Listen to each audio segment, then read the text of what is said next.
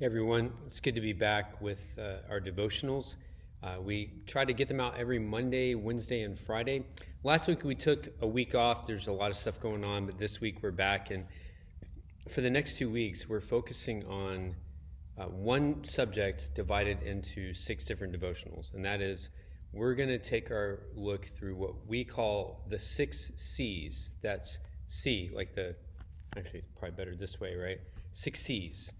These are our core convictions about how you and I see the gospel play itself out, not just in our individual lives, but in the lives of our families and people we love, and even the world itself. And you can categorize them in 2 different ways. The restoring wonders of the gospel, those are 3 C's of that, and then the revealing wonders of the gospel, another 3 C's.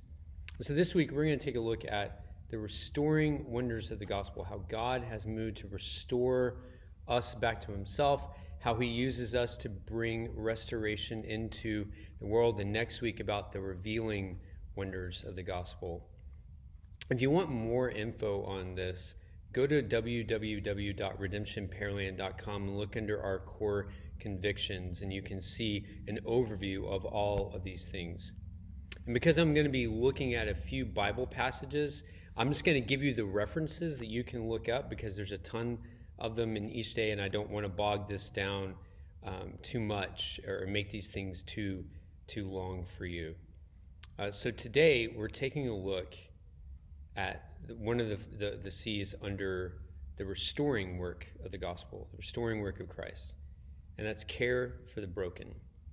Care for the broken. Everything around us, everyone around us is broken. I'm broken, you're broken, the world is broken. Read Romans chapter 8, verses 18 through 25 to see the totality of brokenness. Recently, we said in the Sunday gathering that long before COVID emerged, the world was broken, not working as it should be. What is this world broken by? Sin. Our sin, our rebellion against a loving, wise God's rule, rejection of this forever faithful God's love. It shows up in a million different forms, right? But we all have done it.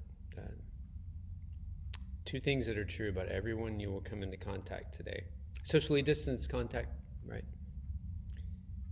They're made in the image of God, and they're all broken by their sin. So in 2 ways, I want to just address this. One is, what is the work of Christ? And then now, because of what Christ has done, what is the work of his church? What is the work of Christ in this world being broken by sin? Christ has come to set us free from the penalty of our sin. He's come to heal us. He has come to redeem, that's to buy back, and to reconcile us to himself, and then to restore us. But also not just restoring us, but also restoring the broken world that we do unfortunately see way too much of in our current day and age. So he redeems and restores us and reconciles us, and then he will restore creation itself. Read Revelation 21. Really, verses 1 through 7, you can read the whole chapter. This is our forever future. One day, all that is wrong will be made forever right. So the work of Christ, how does he care for the broken? He redeems us back to himself, reconciles us back to God. He will restore and renew all of creation. So now, what's our job as his followers? If we're followers of Jesus, faithful followers of Jesus, disciples who are learning this way of Jesus, the will of Jesus, how do we work now? I think just to first say, in many ways, Jesus uses his people to bring his healing to the broken world. He uses us to spread the message and the saving power of the gospel. He uses us to leverage our our lives for that reason. Read 2 Corinthians chapter 5, verses 17 through 91, 17 through 21, excuse me. There's no 91 in 2 Corinthians 5. But not only are we new creations in Christ, we have been given this ministry of reconciliation. We get to share this. We get to share this. And then we get to care for brokenness in the world as we see it, to care for those who are poor and needy, to protect those who are helpless, to act justly before everyone, to see and address all sorts of brokenness, whether it's relational brokenness, physical brokenness, brokenness in the marketplace, to leverage who we are and what we have to help care for the brokenness of the world.